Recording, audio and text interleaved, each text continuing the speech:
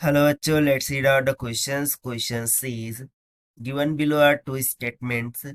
One is labeled as assertion A and the other one is labeled as reason R.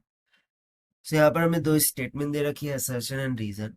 So चलिए हम पढ़ते हैं assertion को. Two metallic spheres are to the same potential.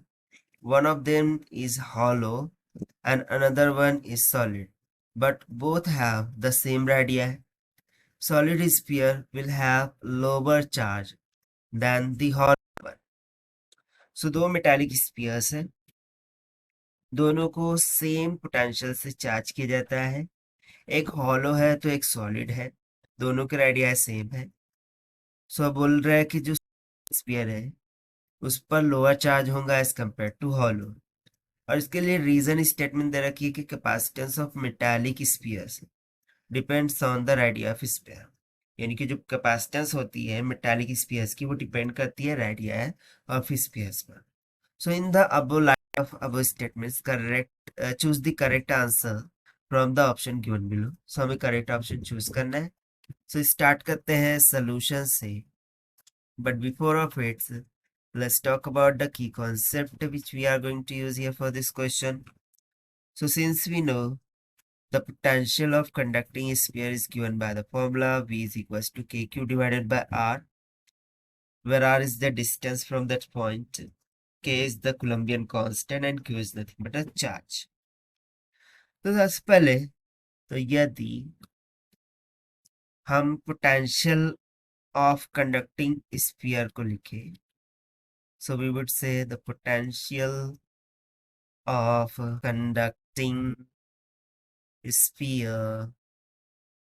सो ये क्या हो जाएगा, जो कि हमने कंसेप्ट में लिख रखा है, v इज इक्वल्स टू के Q divided by capital R की इक्वल हम मानेंगे, जहाँ पर कैपिटल आर को हम रेडियाई मान रहे हैं. सो ये जो पोटेंशियल है ये दोनों ही स्फीयर के लिए वैलिड होगा.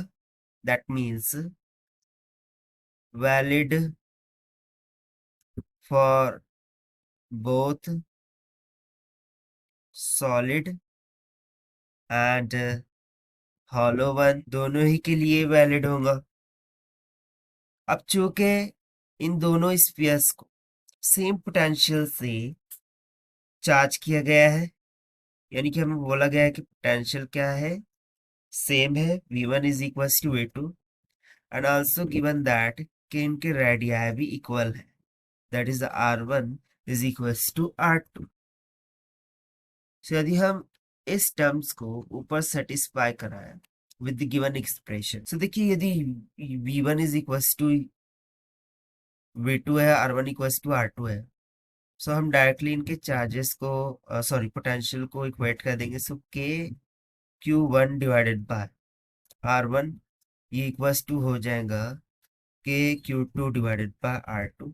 अब चूंकि रेडिया इक्वल है सो के कट गया और R1 से R2 भी कट जाएगा क्योंकि रेडियास भी इक्वल है, and this will give us the charge Q1 will become equals to charge Q2. यानी कि दोनों चार्जेस कैसे हो जाएंगे, इक्वल हो जाएंगे. सो इसके अकॉर्डिंग यदि हम असर्शन को चेकआउट करें, सो इसमें क्या बोल रहा था कि जो सॉलिड स्फीयर होगा that will have the lower charge than hollow one. So ये तो इनकरेक्ट हो गया क्योंकि चार्जेस तो इक्वल आ रहे हैं.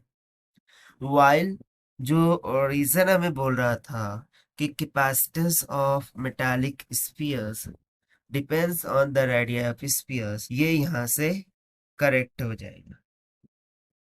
So assertion is false, but reason is true is given in, that is why option A is correct. So ऐसा हमने क्यों लिखा है कि कैपेसिटेंस ऑफ मेटालिक स्फीयर्स ये डिपेंड करता है रेडियस स्फीयर पे. देखिए यदि मैं पोटेंशियल में देखूं तो यहाँ पर हमें रेडियस का फैक्टर दिख रहा है, date is R.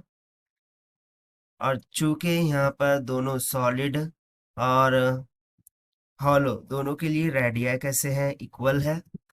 That is Y जो चार्ज है वो इक्वल है. सो यस पोटेंशियल डिपेंड करता है रेडियस पर, and that is why the capacitance depends on its, and the same reason is defined for this two metallic sphere. So assertion इसलिए false हो गया and reason true हो गया. So this is the required solution. I hope you understood it well. Best of luck. Thank you.